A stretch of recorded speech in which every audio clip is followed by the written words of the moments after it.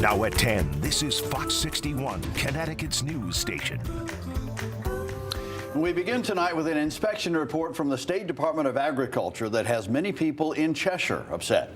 Thanks for joining us for the Fox 61 News at 10. I'm Brent Harden. And I'm Sarah Sanchez. Our top story tonight, animal advocates in Cheshire held a rally. The problems there, they say, have been ongoing. Fox 61's Kay Pattyfoot was there and tells us what happened.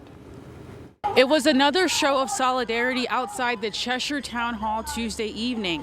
Those rallying say this 5-page report from the State Department of Agriculture detailed what they already knew, that the town's animal shelter was not properly caring for the animals in their care. In an inspection report from the State Department of Agriculture, officials alleged the town of Cheshire violated requirements for their animal control facility. Among the allegations, failure to groom animals as needed for health reasons, cracking and peeling floors, improperly stored food, and evidence of a mouse infestation.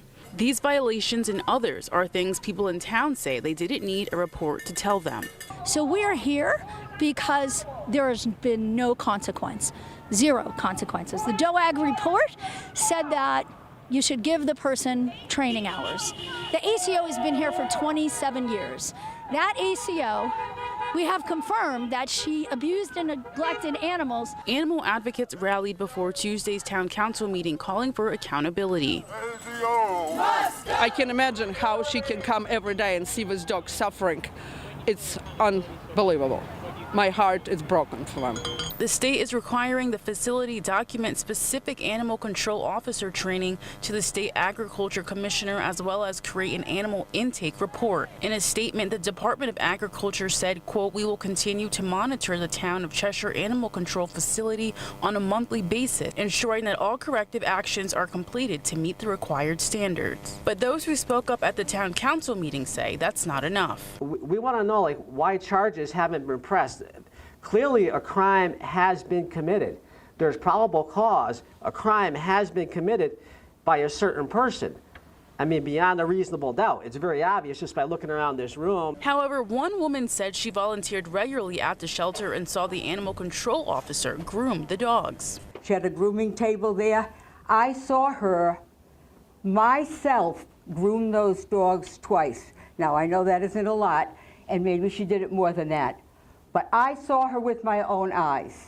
The town said work is being done to get the facility up to code. In a statement from Cheshire Mayor Peter Talbot, quote, "We will be providing a January update by the end of the month. I can share that the final quotes for refinishing of the facility's floors were received this week and are being sent to DOAG to confirm scope compliance with state regulations."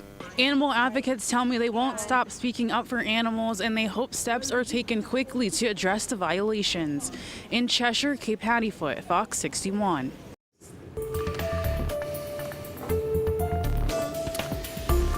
Well, a local recreational and medical marijuana dispensary is making moves in our state. Fine Fettle has opened the state's first indoor cannabis cultivation facility that is in accordance with Section 149. That section promotes social equity in the state's cannabis industry. It's meant to encourage cultivators to operate in areas impacted by the war on drugs. Now, Fox 61's Kayla Cade takes us to Bloomfield for a closer look at this new resource here in the state. This building is 46,000 square feet, and it's still a work in progress, but so far there are about 3,000 cannabis plants growing in there, waiting to be harvested, distributed, and sold to customers. I have family members that have been medical patients of cannabis products, and it's helped my brother specifically for years. Eric Bjornson's brother has had a seizure disorder since he was a toddler. It's required a lot of medications that aren't great for your body throughout most of his life. They had the opportunity to try cannabis to help control his seizures. Multiple seizures a day to not having any for sometimes years at a time. So it's been hugely helpful to remove some of those medications from his daily dose that he has to take. And now he is helping people like his brother here in the state. It's awesome to be able to make this product available to medical patients and recreational users in the state. Bjornson works with Fine Fettle, a recreational and medical marijuana dispensary. He's currently at their 46,000 square foot indoor cannabis cultivation facility located in Bloomfield, the first of its kind in the state. This is a collaboration between Fine Federal and our social equity team, our social equity partners. This allows us to enter vertical integration, right? And so as our footprint grows across the state, we're able to put our own product in our own retail storefronts and all the others. Kennard Ray, CEO of Fine Federal Social Equity Licenses, says having the facility here helps undo the wrongs of the war on drugs, give a boost to cannabis retail stores, and create more jobs. That's going to be one of the most important things, making sure that the impact that we make here impacts the people who live here. Weekend when we planted them, yeah, they were a little slow to germinate. There are 3 rooms filled with plants. Bjornson says their goal is to have 6 in total. We are in flower 1.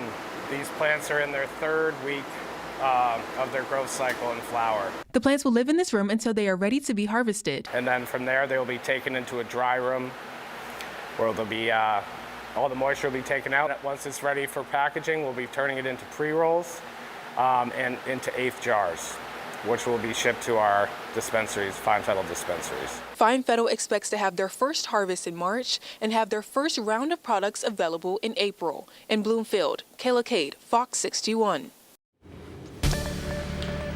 All right, time now for a look at the weather. And chilly out there today, but at least it was sunny. It's always nice. Yeah, it was nice. Let's check in with Chief Meteorologist Rachel Frank for a first look at the forecast. It was nice if you could sit inside, look out the window, Rachel. Then you go outside, you go, oh, it's so cold. Yeah, and tomorrow will be very similar. Lots of sunshine, but it will be breezy and cool. And the wind only sticks around for 1 more day before it relaxes. The wind overall hasn't been as bad as it was last week when we had gusts 50+ miles an hour, but still it's definitely adding an extra chill to the air, occasional gusts 15 to 25.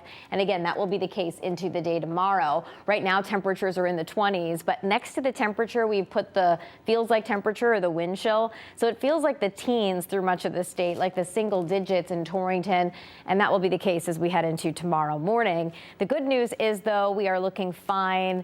No slippery spots out there tonight. Overnight lows will be dropping back into the upper teens to low 20s as we head towards daybreak tomorrow. The wind chill will start off in the single digits and teens and will rise into the, well, teens, stay in the teens as we head through the afternoon. Taking a look at temperatures throughout the state, we're looking at mid-30s from Milford through Guilford, near 30 degrees in Waterbury and Bristol, a high temperature in the lower 30s in Lyme, near 30 for Ledyard and also Griswold, and we're looking at highs in the low 30s in New Britain as we head through the day tomorrow. We're going to talk about a late week warm up and a little bit of rain and snow in the forecast coming up in just a bit. Thank you, Rachel. We have some video we have to show you. A scary situation that thankfully ended with no one hurt. This happened in Manchester yesterday. Police found a 17-year-old who they say was armed with a rifle. He was reportedly making threats outside the school and said he wanted to commit suicide by cop.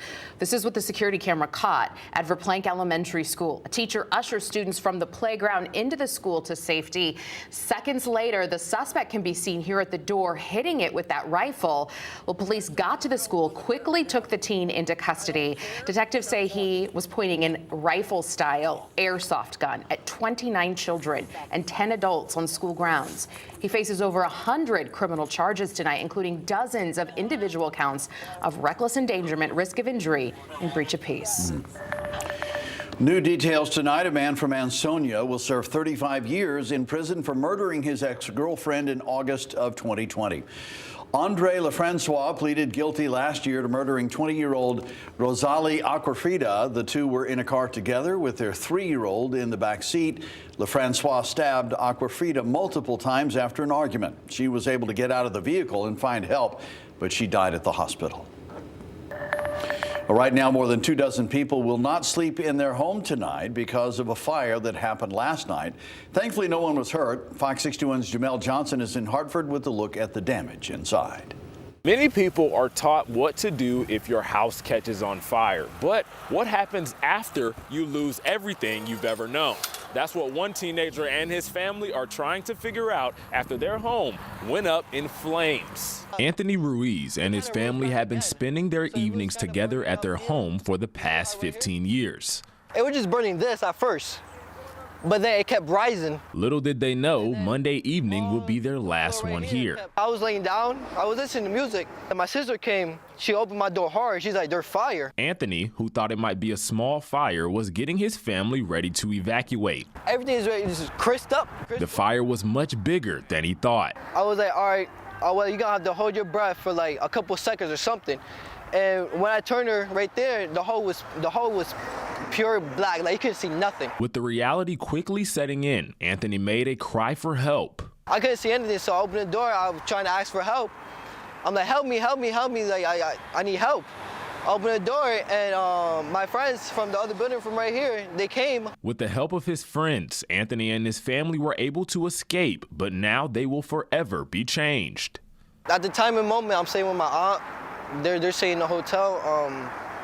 I'm just speechless. Anthony's family was one of 6 who were displaced after the fire and are now receiving aid from the local American Red Cross branch. As they think about their future, the night that they lost everything is still on their minds. It was a nightmare, man, you know?